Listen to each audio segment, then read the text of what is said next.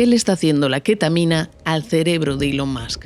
¿Se está volviendo loco? ¿Su comportamiento es el resultado de un consumo continuado y a fuertes dosis de esta droga? Medios estadounidenses y observadores escrutan cada una de sus intervenciones. This is the chainsaw for bureaucracy. Chainsaw. Su megalomanía, su comportamiento errático cada vez más disparatado e incoherente, sus publicaciones nocturnas en X y sus correos electrónicos masivos a empleados federales han reabierto el debate sobre un eventual abuso de drogas por parte del hombre al que Donald Trump ha encargado rediseñar el gobierno de Estados Unidos. La inquietud también cunde en las juntas directivas de las empresas de Musk, en particular en Tesla, que al calor de las polémicas ha visto esfumarse en 3 meses su prestigio y valor bursátil. El discurso del senador francés Claude Malhuret, que se ha vuelto viral en Estados Unidos, no ha hecho más que añadir leña al fuego de la polémica. Washington se ha convertido en la corte de Nerón, un emperador incendiario, cortesanos sumisos y un bufón bajo ketamina encargado de la purga en la función pública. Fue el propio Elon Musk quien en marzo de 2024 reconoció que tomaba ketamina en una entrevista en CNN con el periodista Don Lemon. Aseguró que lo hacía bajo prescripción médica para luchar contra la depresión.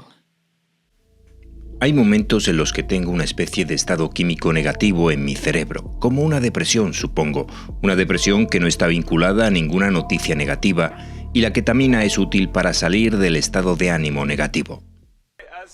Dijo que no creía que su consumo afectara a sus empresas, pero sus argumentos de entonces chocan con la situación actual.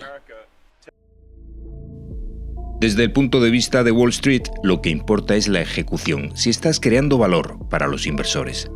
Tesla vale tanto como el resto de la industria automovilística junta, así que desde el punto de vista de un inversor, si hay algo que estoy tomando, debería seguir tomándolo. La histórica revista The Atlantic ha dedicado un artículo centrado en Elon Musk en el que analiza los efectos de la ketamina sobre el cerebro humano, entre los que destaca el hecho de que puede hacer que cualquiera se sienta el dueño del mundo. La ketamina es un anestesiante autorizado para uso veterinario y humano y se ha utilizado para tranquilizar caballos. También tiene un gran potencial contra la depresión cuando el paciente no responde a otros tratamientos. Como droga disociativa, conocida con el nombre de Special K o Kit Kat, entre otros, se usa desde los años 90, si bien ahora está experimentando un auténtico boom, en particular entre ejecutivos de empresas. Muchos oímos hablar de ella por primera vez tras la muerte del actor Matthew Perry, el querido Chandler Bing de la serie Friends, que según la autopsia falleció probablemente por una sobredosis de ketamina. Se dice que es disociativa porque hace que la persona desconecte de la realidad. La ketamina causa una distorsión de las percepciones visuales y sonoras y puede tener efectos alucinógenos.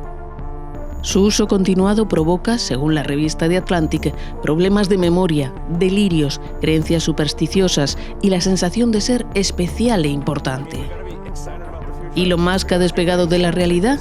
En cualquier caso, las preguntas sobre su salud cognitiva y psicológica preocupan ahora no solo a los accionistas de sus empresas, sino también a todos los estadounidenses. Y casi que el planeta entero se debería preocupar. Os invito a ver este otro vídeo de Newsk, en el que analizamos el gigantesco poder geoestratégico y militar del que dispone Elon Musk gracias a su constelación de satélites Starlink, que le ha convertido probablemente, y no son los efectos de la ketamina, en el hombre más poderoso del mundo.